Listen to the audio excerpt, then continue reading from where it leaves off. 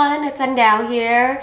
I hope everyone is having a really great start to their new year. Today I'm going to be doing something a little bit different. There's not going to be any singing or playing instruments or anything like that. I actually just wanted to talk about some things. I actually wanted to make this video a couple years ago and I never got around to it. If you have noticed, I haven't been uploading as many videos, and a lot of people have Facebook messaged me, have emailed me, have Instagram messaged me, like basically on every social media asking, oh, when's your next video? Are you still singing? And I just wanted to take this opportunity to answer some of those questions and kind of let you guys in on what I did and what I'm doing now and what I hope to do in the future. So let's start from the way beginning. If you don't know me in real life, you probably know me to be this Asian girl that makes Vietnamese covers on YouTube. And you're exactly right. My first video was back in 2009. It was How Do I Live by LeAnn Rimes. And I actually watched this video not very long ago, and the whole time I'm laughing and I'm just thinking like, wow, so much has changed since 2009. Just like a picture would make you feel the same way. I mean, if you take a look at a picture from 08 and look at a picture from 2015 or 2016, you probably see some differences. And that's exactly what I saw. I was making videos in 09 thinking like, I like to sing, I'm gonna upload it, I don't care who watches it, doesn't matter how many views I get. YouTube was fairly new-ish around that time, so it wasn't a big deal.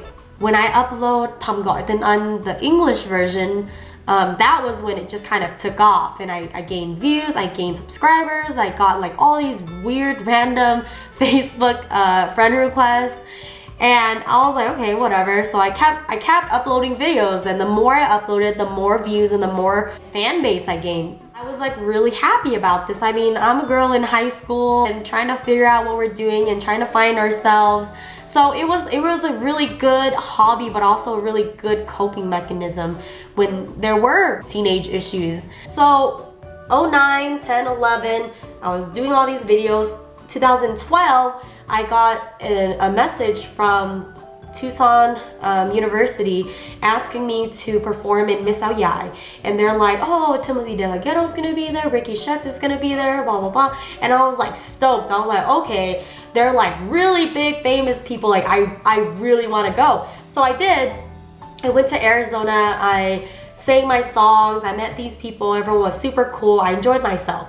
And from that moment, I just think my head just like went from this to like this. Like it was, I just was so caught up in all of the excitement and like all of the subscribers and all of this feedback that I was like, okay, now I'm gonna keep making more and more videos and get more views and get more subscribers and all this stuff. And that's exactly what I did. So that was in April of 2012. It wasn't until June of 2012 was when I saw something on Facebook about V-Star competition, and I was like, okay, let's click on this and see what it is.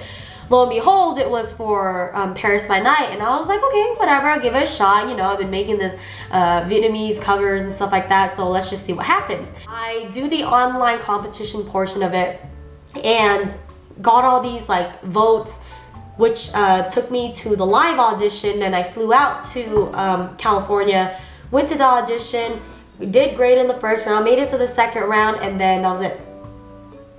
I'm done that second round.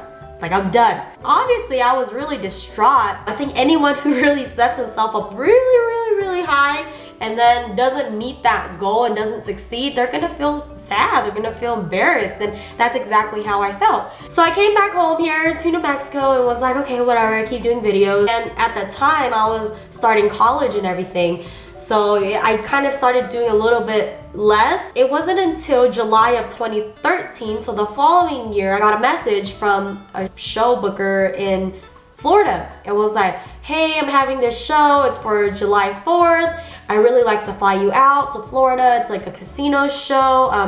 Hồng Ngọc gonna be there, Justin Nguyen's gonna be there, Jiu Min's gonna be there. And these are all, you know, really famous people from all these different productions. So I was like, okay, cool, yeah, let's give it a try. So I get there like around 7, 8 o'clock. that's when the show starts. You go and you get all dolled up. You're waiting backstage until you get called up. You do your set. It's not done until like 2, 3 in the morning, and by the time you get back to the hotel, it's like 3, 4 in the morning. You're starving, so you like get down on some migoy, you know? And then after that, you go to sleep. You sleep all the way until like noon the next day. You do the same thing again until like 3, 4 in the morning. I had a good experience, but moreover, I had a really good look into what it's like to be involved in Vietnamese showbiz. And after that show, I came home and I was like, damn, like this is how they make their money. Like you go on all these shows and that's how you make your earning. That's how you get your name out there. And I started to think to myself, is this something I really want to chase after and like, that's it? It may be cool for some people, but for me, it was exhausting. And I'm talking about, I'm a college student, so I shouldn't be exhausted, but I was. And for me to really chase after that dream, I'd have to kind of stop going to college. My parents are not going to college is like, you don't want to go there. So I never even thought about not going to college. And I was like, I'm just going to put that aside. As I'm, doing this college thing and getting my degree and everything, I started to post less and less on YouTube. Mainly because I didn't really have enough time, but also because the reason of why I wanted to do it in the first place was actually altered throughout the years into something that I was like, I don't really want to do this anymore. Again, I started with just, this is just a hobby, it's fun. And then it became, oh my God, I'm going somewhere, I have fans, I'm like gonna be famous. And then I do this competition and then I'm not famous. And then I do this show and I'm exhausted and I'm like, okay, just go to school. I changed from that. This morning I have an email from somebody that asked me like, oh, what are you doing? You're still singing? I mean, I still have my voice. I'm a little bit congested right now. I still have my voice. I can still sing.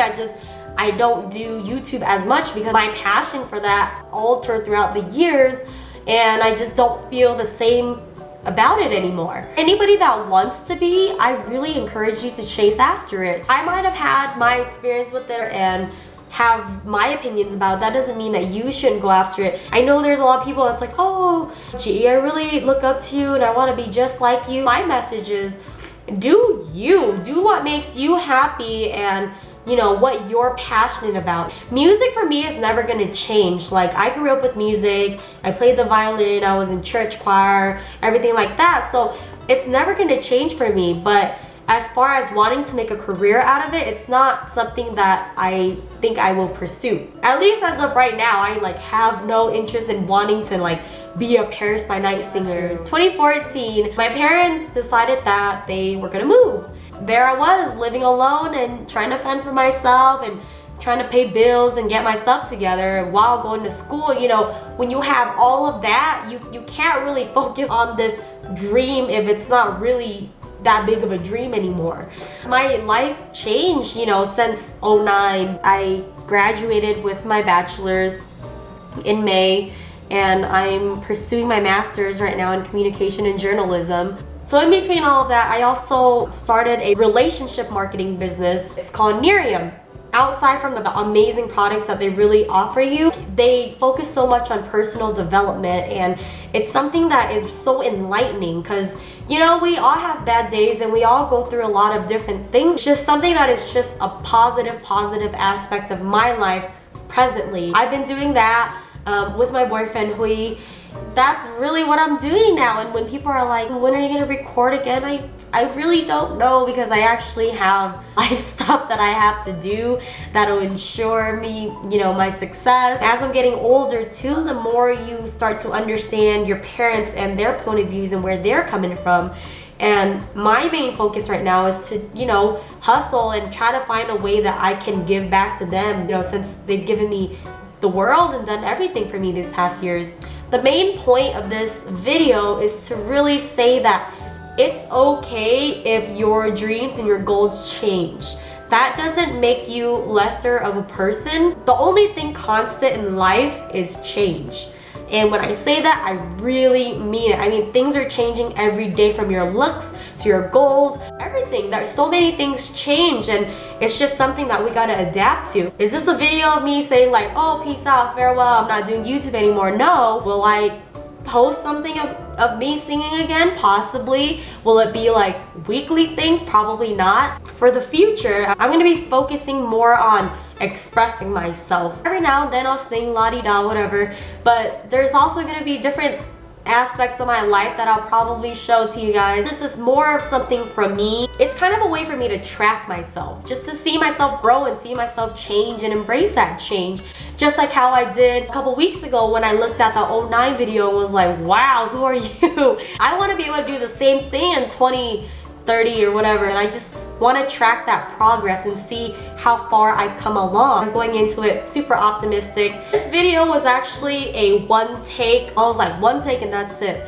There you have it. I know this is kind of a lengthy video, but I just really wanted to put everything out there. And if you guys have any other questions for me, feel free to hit me up. I hope to see you guys more. It'll be fun and uplifting. Thanks for taking the time to watch this video, and I hope everyone has a fantastic 2016.